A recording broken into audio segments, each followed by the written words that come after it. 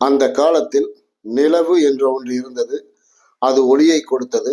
ஆனால் அது சூரியனிடமிருந்து ஒளியை பெறுவதால் சுட்டெரிக்கும் ஒளியையே தந்து அது மக்கள் வாழ ஏற்றதாய் இல்லை.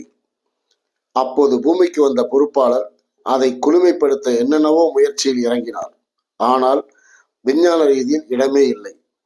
ஒன்றே ஒன்று செய்யலாம். ஒரு அற்புதமான ஆன்மா கியா போல் நிலவில் படிய வேண்டும்.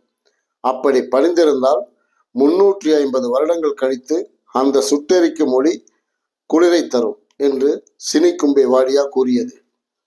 அதே சமயம் ஆன்மா திரும்பும் போது ஒன்று அழிந்திருக்கும், இல்லையே சிதைந்திருக்கும் என்றும் கூறியது. பொறுப்பாளர் பூமியில் கட்டாயத்தின் பேரில் மனம் முடித்த மறுநாளே இந்த செய்தியை பெற்றார். கனமும் யோசிக்காமல் இறந்து நிலவில் படிந்தார். வருடங்கள் ஓடியது. ஆன்ம உலகமே கதிகலங்கி நிலவை நோக்கி கொண்டிருந்தது. வருடங்கள் 500 ஆகியது.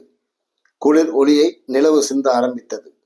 ஒரு நாள் அந்த ஆன்மாவை பிரித்தெடுக்க அனைவரும் ஓடோடி சென்றனர். ஒரு பகுதி முழுவதும் சிதைந்து உருக்குலைந்து அந்த நிலையில் அந்த ஆன்மாவை அள்ளி வந்தனர். அவர் பிதாவாகும் வரை கூட அந்த ஊனம் மறையவே இல்லை.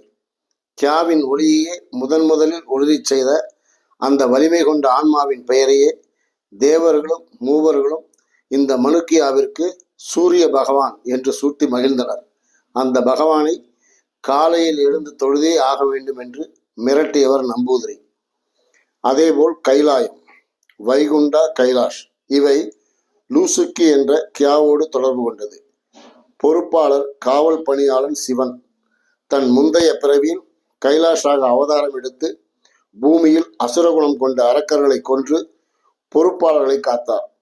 இவர் பொறுப்பாளர்களை காப்பாற்றுவதற்காக கொன்றாலும் கொலை தவறுதான் என்று யமதர்மனிடம் ஒப்படைக்க இதை கேள்வியுற்ற அண்டை மிசோனா யமனுக்கு தூதுவிட்டு கைலாசை தத்து கேட்டனர். ஆனால் கைலாஷ் சம்மதிக்காமல் எரிகலம் செல்ல ஜுவாலையோ எரிக்காமல் எல்லாமே அந்த ஆன்மாவின் நெற்றிக்குள் சென்றது. தீ முதலாக ஒரு ஆன்மாவிற்குள் சென்றதும் மிசோனாக்கள் இதை எதிர்பார்க்கவில்லை. பரமனுக்கு முக்கன் என்பதும் இதன் விளைவே. இவரின் பெயராலேயே அந்த கியா அழைக்கப்பட்டது. நாம் பூமியிலும் தேவர்கள் கைலாயம் என்று மலைக்கு பெயரிட்டனர்.